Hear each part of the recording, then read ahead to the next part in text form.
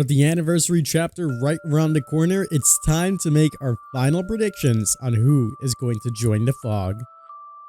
Kings and Queens, welcome back to the channel. I hope you're all having a fantastic day and you're doing well. In today's video, we are going to be discussing which chapter could we see coming in as the anniversary, all the realistic possibilities, and go through each of the pros and cons of every single concept. If you guys do enjoy this video, make sure you leave a like down below and subscribe for some more awesome Dead by Daylight videos like this, and let me know who you guys believe will be joining the Fog. Now before we do that, I want you guys to picture this scene.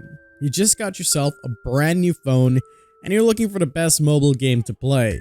Well, I got you. Enter Raid Shadow Legends with awesome visuals, loads of powerful champions, challenging PvE bosses, and tactical PvP content. But wait, there is a lot more.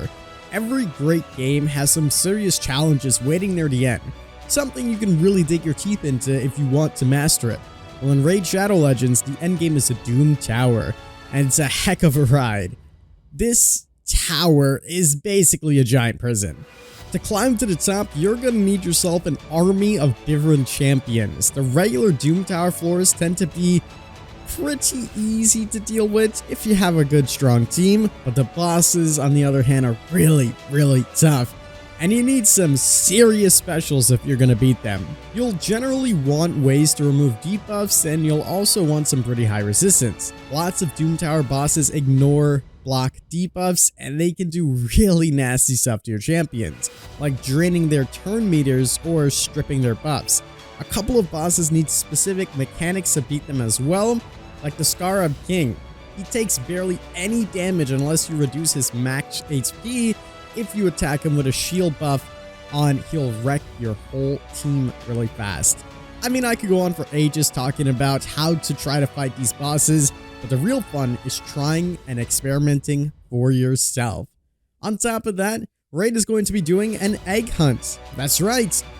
We're not looking for normal eggs though, we're hunting for some dragon eggs. Just download Raid Shadow Legends using the link below, copy your in-game player ID, and then head over to egghunt.plarium.com from now up until May 15th.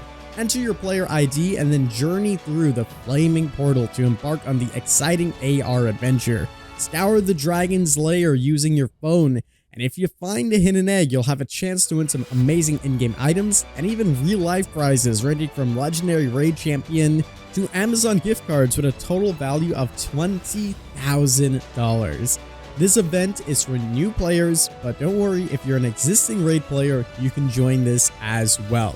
Again, go to egghunt.plarium.com and you'll find a special promo code that everyone can use and earn a small gift in-game.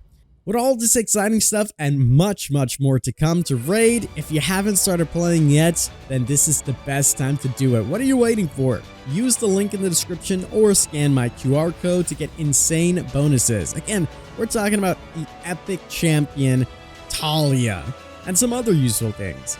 Once you're in and you're crushing your enemies, come and find me under the name The King Twitch, and if you're fast enough, you can join my clan. So again, hit the link in the description, and I'll see you guys on the battlefield. And I'm going to give a big thank you again to Raid Shadow Legends for sponsoring today's video. With that being said, let's talk about what we could see entering the Fog.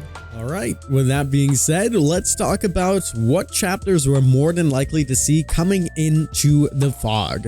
Okay, so I think the number one chapter that is on the list is what potentially got leaked. Again, take this with a huge grain of salt. This is not confirmed by no means or no way, and for all that we know, this could be completely fabricated and wrong. The only reason that this actually has some weight to it is because it was confirmed by DBD Leaks, who normally are right with things, but again, take it with a grain of salt because there has been things that they've been wrong with in the past, just to show you that they're not 100% accurate all the time.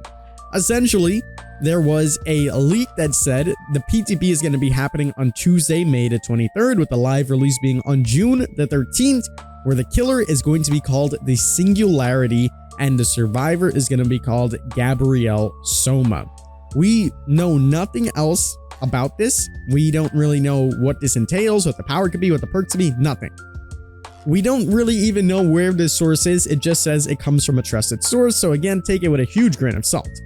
Now, when you do Google Singularity, it talks about basically technology getting so advanced and irreversible, and basically implying that robots could take over the world, essentially.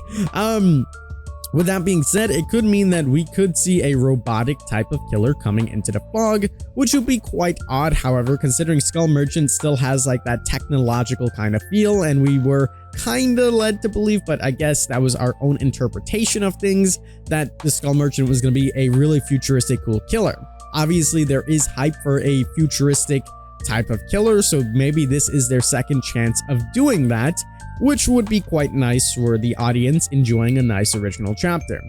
That's the pros of it. The cons of this chapter, however, is that Dead by Daylight is in a state where they really need a lot of players to come back into the game and have some fun.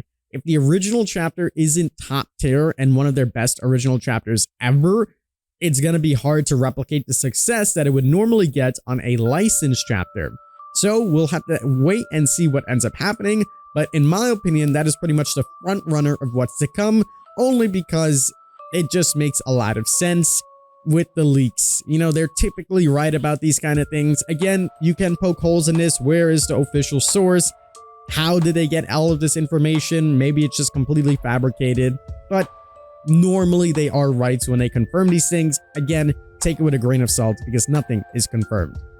The next thing that I think could make its way into Dead by Daylight is Alien. Now, Alien actually has quite a lot of weight to it as well. First of all, for anniversary chapters, we know that DBD likes to do big licensing, so that definitely could be up their alley.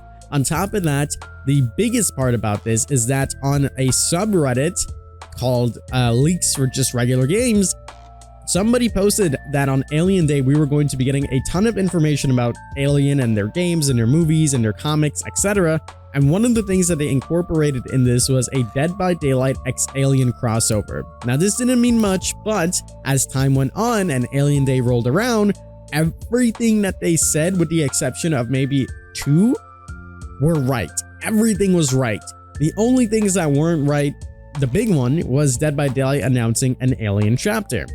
That being said, maybe they were right considering everything else was correct, and Dead by Daylight just decided not to do it, either A, because of the leaks, or B, because maybe they wanted to do it on their own time and own schedule, which would make sense. Again, the pros of this are huge. Alien has been one of the most hyped up licenses to come into Dead by Daylight for a very long time, and I know everybody would love to see it coming into the game. We've had fantastic fan creations of what this would look like, so there's no shortage of hype when it comes down to Alien. Now, I really hope this does make its way into the fog, as it would be really awesome. Again, besides that, there's not much information about it, but you know, Dead by Daylight can definitely pull something big out the bag, and I think Alien would be the front runner of this just because of everything that's been going on.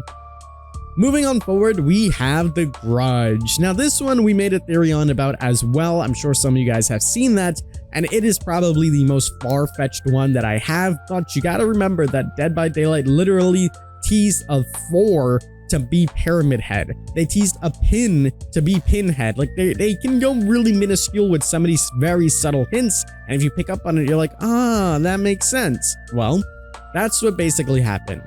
Essentially, they tweeted out talking about a grudge. Well, that was the word they used, and they showed a TV. It led a lot of people to speculate and believe that maybe the Grudge could be making its way into the fog. It would be pretty spectacular having like the Grudge and the Unreal running around. There's a lot of complications where people think they're the same character. They're not the same character. They're very similar. They're both the same type of ghost, but different. One haunts people that watch the VHS tape, and one haunts the place that they were murdered, and it's a curse that gets passed on. So they are technically different, and it would be kind of interesting to see how Dead by Daylight would tackle essentially the same concept, but incorporate it in a different way where it feels fresh and different. We'll have to wait and see if that is the case. However, this one you can really poke holes into because they literally just used the word grudge. It was nothing else significant. So take it as you will. The Grudge, if it does make its way, I wouldn't be shocked, but it's definitely a big long shot. And finally, the last things that I have on my list that I think could make its way into the anniversary chapter are all of the original things that we've seen in the archives. They have talked about so much numerous things in the archives, ranging from Dracula to the Spider Killer to the Observer. And I feel like these are always on the back burner. We've definitely seen stuff, especially in the archives, just lore about Hattie, for example. We've seen stuff about Kate. We've seen stuff about tons of other characters that then made their way into the fog, the Blight being the most famous example of this.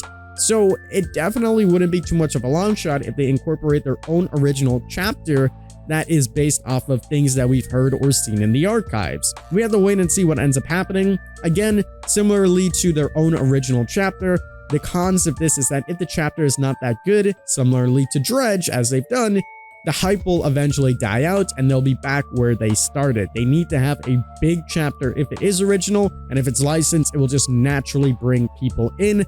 Either way, I'm really rooting and hoping for the success of the anniversary chapter and hope we're not disappointed and it's just like, all right, here's the killer that can just teleport and zone pressure. Ta-da! Have fun. I'm hoping we don't get that. I hope we get something really cool with some awesome cosmetics and aesthetically pleasing and everything. I want this to be one of their best chapters that we've received in a very, very long time. But let me know what you guys think in the comments below about what the next chapter could be. I'm really excited to see, and we can make more videos like this as time goes on. It's May, which means we're going to be getting tons and tons of anniversary stuff, so stay tuned for that. I hope you guys did enjoy. If you did, make sure you leave a like down below and subscribe for some more awesome Dead by Daylight content. As always, I'm the King. I tip my crown to you guys, and we'll see you in the fog.